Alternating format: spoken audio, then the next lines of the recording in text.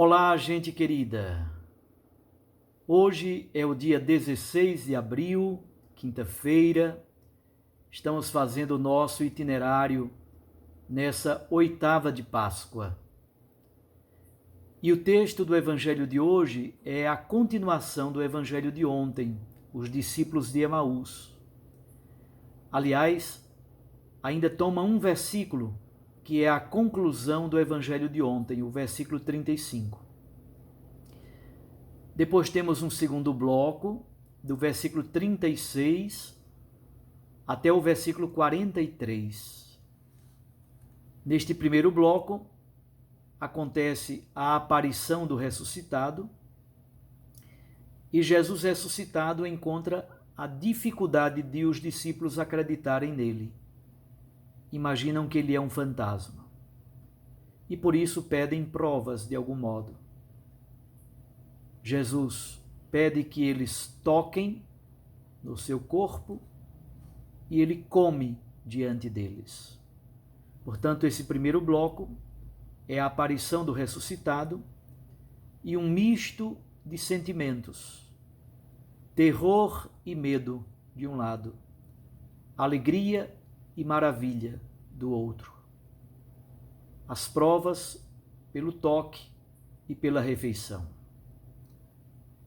Finalmente, os versículos 44 a 48. São duas grandes citações, discursos de Jesus. E, na verdade, a grande temática é a missão, a pregação missionária. São elementos essenciais do querigma da pregação da igreja primitiva. Vamos então agora acompanhar o texto miudamente, observando cada detalhe de cada versículo. Versículo 35. Naquele tempo os discípulos contaram o que tinha acontecido no caminho e como tinham reconhecido Jesus ao partir o pão. Caminho e casa são os dois ambientes. Palavra e pão são os dois conteúdos. No caminho, a palavra foi proclamada. Jesus fez memória de tudo aquilo que as Escrituras diziam sobre o Messias. O coração começa a arder.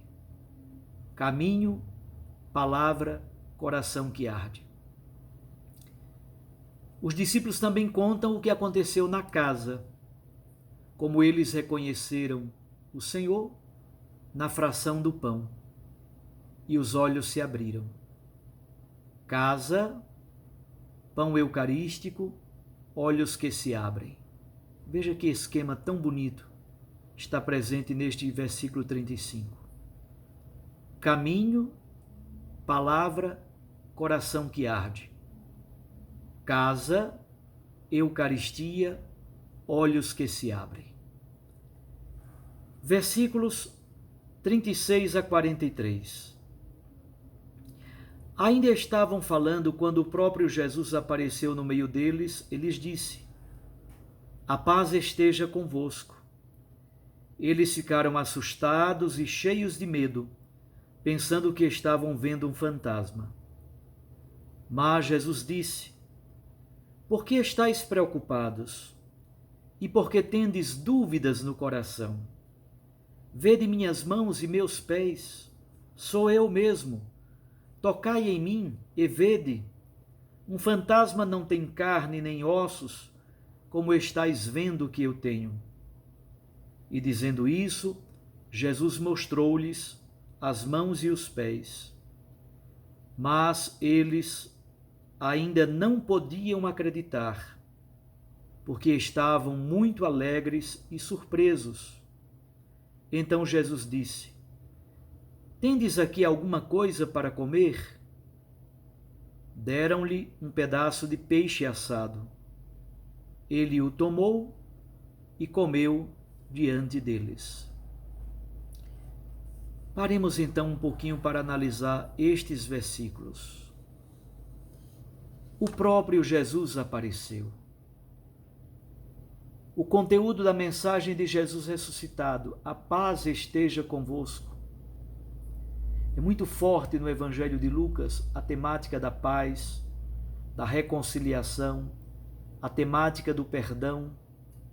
É o famoso eirenismo lucano.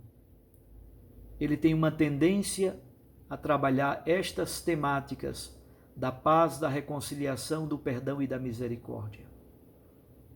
A paz esteja convosco é a grande saudação do ressuscitado. Agora ele oferece o dom da paz. Mais adiante, oferecerá o dom do seu próprio Espírito. Mas qual é a situação psíquica, emocional, espiritual dos discípulos? Vejam que palavras tão fortes. Eles estão terrificados, cheios de medo, preocupados. Eles têm dúvida no coração. Eles imaginam que é um fantasma. Isso está descrito nos versículos 37 e 38. Não somente. No versículo 41, eles ainda não podem acreditar. Esse é o clima. Terror, medo, dúvida, preocupação, é um fantasma. Por isso mesmo, Jesus precisa dar provas de que ele é Jesus Cristo ressuscitado. Quais são as provas? São duas. Primeiro, Jesus pede que os discípulos toquem nas marcas da paixão, as mãos e os pés. Tocar nas marcas do crucificado. O crucificado é o ressuscitado, sim, ele o é. Mas é bom recordar que Jesus entrou na sala onde os 11 discípulos estavam, ele entrou sem bater. Ele atravessa portas, paredes e não bate para entrar. Aqui está o famoso esquema da continuidade e da descontinuidade.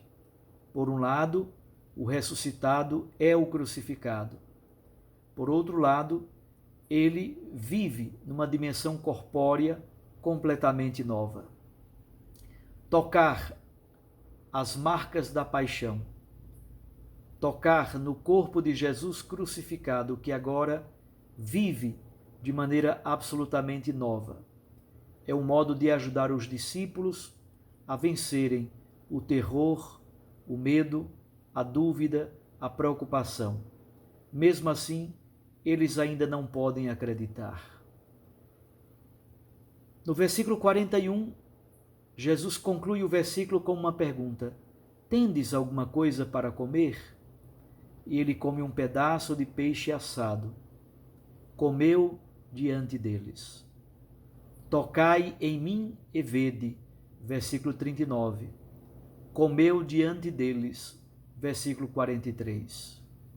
Mesmo assim, as dificuldades continuam.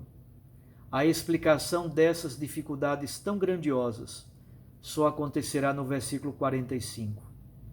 Jesus abriu a inteligência deles para entenderem as Escrituras.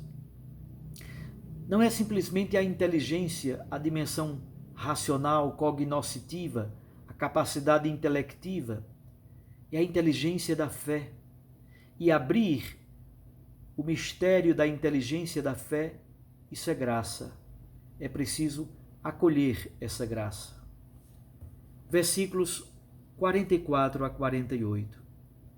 Depois disse-lhes: são estas as coisas que vos falei quando ainda estava convosco. Era preciso que se cumprisse tudo o que está escrito sobre mim na lei de Moisés, nos profetas e nos salmos. Então Jesus abriu a inteligência dos discípulos para entenderem as Escrituras. Ele lhes disse: assim está escrito: o Cristo sofrerá e ressuscitará dos mortos ao terceiro dia, e no seu nome serão anunciados a conversão e o perdão dos pecados a todas as nações, começando por Jerusalém. Vós sereis testemunhas de tudo isso. Aí estão elementos fundamentais da teologia pós-pascal. Primeiro, no versículo 44, Jesus faz referência àquilo que ele já havia dito, quando ainda caminhava historicamente com os seus discípulos. Ele faz referência mais uma vez às Escrituras Sagradas, com o esquema trítico: Moisés, profetas e salmos. São as três partes da Bíblia hebraica: a Torá, simbolizada aqui por Moisés, os Neviim, os profetas, e os Ketuvim, os outros escritos, simbolizados aqui pelos salmos. É preciso ler a história enquanto manifestação, revelação e cumprimento do plano de Deus, cumprimento da promessa. O versículo 45, como disse, é fundamental para compreender o que vai acontecer. Jesus abre a inteligência dos discípulos para acolherem as profecias, acolherem a promessa, acolherem o plano de Deus e dar um consentimento de fé.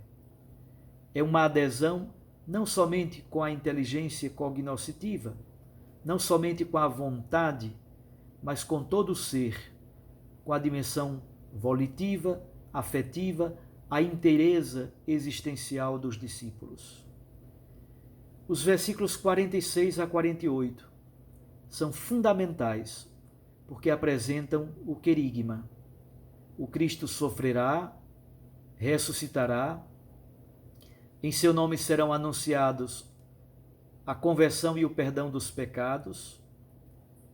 Vós sereis testemunhas de tudo isso, e a missão, a pregação do querigma, começará em Jerusalém. Estão elementos fundamentais, mas o elemento absolutamente novo é a pregação missionária da igreja, o anúncio do querigma. A cruz e a ressurreição, nós já conhecíamos essas duas temáticas. Lucas acrescenta uma terceira, a pregação missionária.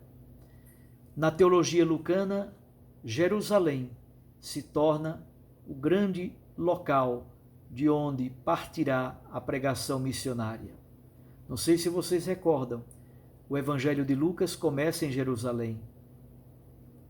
Zacarias, no templo em Jerusalém, no início do Evangelho de Lucas.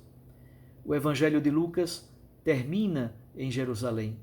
Basta que vocês leiam o finalzinho do capítulo 24 do Evangelho de Lucas. A ascensão, e depois da ascensão, os discípulos retornam a Jerusalém. É bom não esquecer o livro dos Atos dos Apóstolos, que é a segunda parte da obra lucana, começa em Jerusalém. Jerusalém se torna dobradiça, um lugar teológico, onde se realiza plenamente o querigma e onde se parte para a pregação missionária. O último versículo 48 tem um tom de profecia para todos nós. Vós sereis testemunhas de tudo isso. Somos testemunhas da cruz, da ressurreição e da pregação querigmática da igreja. Se nós pudéssemos resumir, meus irmãos, minhas irmãs, esse texto e tirar algumas lições para nós no dia de hoje, eu diria a primeira coisa: Jesus não é um fantasma. Quando a igreja imagina que Jesus é um fantasma, morre terrificada. O medo, o pavor paralisa. Jesus não é um fantasma. Ele está vivo e ressuscitado. Segundo, o texto fala da identidade de Jesus e ao mesmo tempo de sua missão. Identidade e missão. Tocar as marcas do crucificado, comer numa refeição simbólica que tem tonalidades eucarísticas. Aqui unimos escrituras e testemunho. Terceiro, qual é a nossa Jerusalém? No Evangelho de Lucas, tudo parte de Jerusalém. A missão continua a partir de Jerusalém. Em Jerusalém acontece todo o plano da salvação. Qual é a nossa Jerusalém, de onde parte o nosso mandato missionário. Deus os abençoe, os guarde e os proteja. Em nome do Pai, e do Filho, e do Espírito Santo. Amém.